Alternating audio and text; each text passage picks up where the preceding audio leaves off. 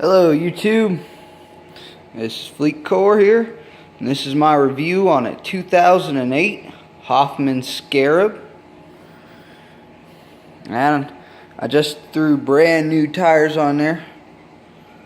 Couldn't get the best on the line, or what it once had before, the K-Rad in the back. I forgot what it had on the front end. It did have a pair of those solid rubbers, but it feels like you're riding on sponges, really hard sponges. And when they get wet, they get really freaking heavy. But I haven't done any brake work on this yet, and the brakes, they still function like new. And, you know, just so you guys can see, you know, she does need a little bit of a bath. But there's your Hoffman emblem. Got this gorgeous Scarab emblem here. Original seat to go with it. I just need to, and it's seen its days. And for those of you that are in Wichita, Kansas, you know what I'm talking about. Bicycle exchange. Yeah.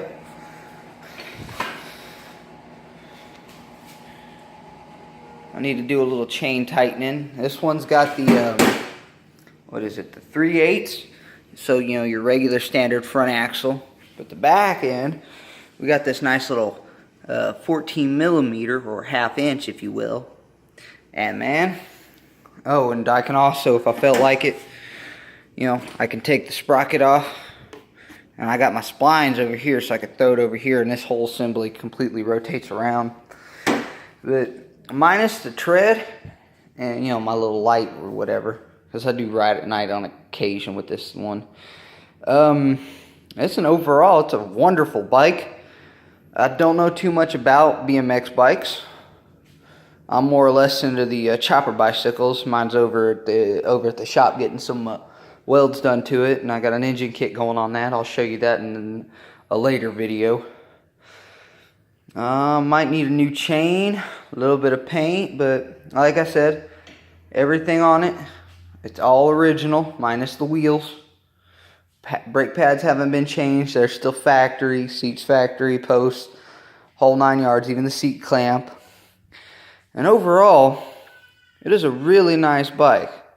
See, I'll lift the seat up when I go doing a little bit of road riding to get to the skate park or whatnot.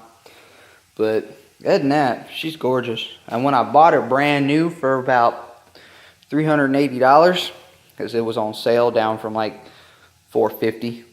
It had a crappy little, you know, front brake that mounts into a hole right there.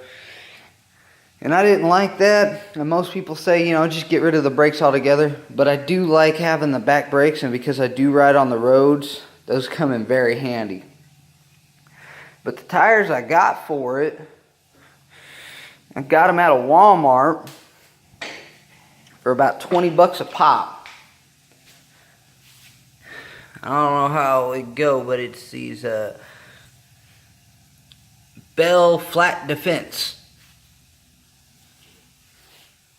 I wanted to go with a little bit wider of a tire on it originally, but you know, for what I do with it, it's a pretty damn good bike.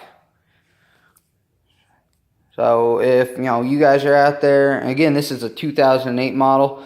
I know the newer models look pretty much the same, you know, maybe different colors, couple little differences here, some newer aged parts and whatnot. I need to get me new hand grips and a seat, speaking of which, and a chain. Or I might just soak that in gasoline and then re-soak it in some liquefied grease. You know how sometimes it'll puddle up on the top and you'll get this really nice loose filmy stuff.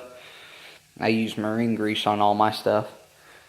I'm going to have to take it apart and re-grease my bearings all the way around, with the exception of the sprocket that I actually end up taking in because I don't like messing with all them little bitty ass bearings. But this bike's been taken in since I've had it, which I bought it brand new, you know, for 2 maintenances, back a bicycle and exchange, and then after that, technician's like, hey, well, you know, he's like, hey, let me show you how to take care of it. You know, you don't need much to do it by any means, but a little bit of know-how, you know, it's easy. It's just like taking apart an engine on a car. You take it apart, clean it up, you put it back the same way that you took it apart, just, in reverse. So, example. Everybody, I'm assuming everybody at least, knows how to take off a wheel on a bicycle. You undo the two nuts, you pull your locking pins if you have them, just scoot them out to the side, drop the wheel. Now you want to put it back on. Put the wheel back up in your fork hangers. I don't know the actual bike terminology for them. Dropouts, yeah, that's what they're called. Put them back down in the dropouts, and then you can tighten them back down. Same with the ass end. Now, when it comes down to, your crank assembly, this is what I like about these ones. They're really sturdy. So, but how it goes, how I normally do it, is I'll take this off, and I'll pop this one off, or at least just not even take it off all the way, just loosen it up. And usually, I keep mine lubed up in here pretty good, so I can just kind of shake it back and forth and pull it off. And the same thing with the other side. And now the sprocket, the sprocket, let me rotate this. Not all of these 3 pieces will have it, but if you look down here, I don't know if y'all can see, yeah, you can probably see it now. There's a little bitty Allen bolt, right? It's easier to undo that and take that off once you've got this whole arm and sprocket assembly off the crank. So you can take that off, and then you can change out your sprocket. There's not much clearance. But yeah, and it's running sealed bearings. And on the inside, I've upgraded them to where they're actual sealed roller bearings instead of the ghetto ring or just rolling loose bearing balls. And the front one's still rolling bearing rings. The back one's rolling loose bearing balls. And the necks are rolling them crappy little thin-ass bearing rings. I've been thinking about doing a sealed bearing, but with, it moving up and down, and whatnot. Even if you have it tightened, there's still just a smidgen of play that you never notice, no matter how tight you get them. Because if you get it too tight, you won't be able to turn all the time. You know what I mean?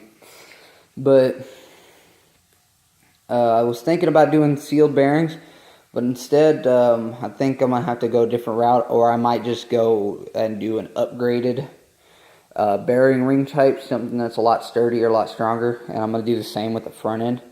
I might go ahead and replace the front rim itself, or at least the hub, so I can, take all the spokes out, take the actual rim itself off, so it's just the hub, and get a new one that has closed bearings, like how my lower end would, and my rear end does, and go with the flow like that. But anyway, y'all, that's my bicycle, and she is purty with these tires on there. But, alrighty now, signing off. Y'all take her easy and keep on rolling.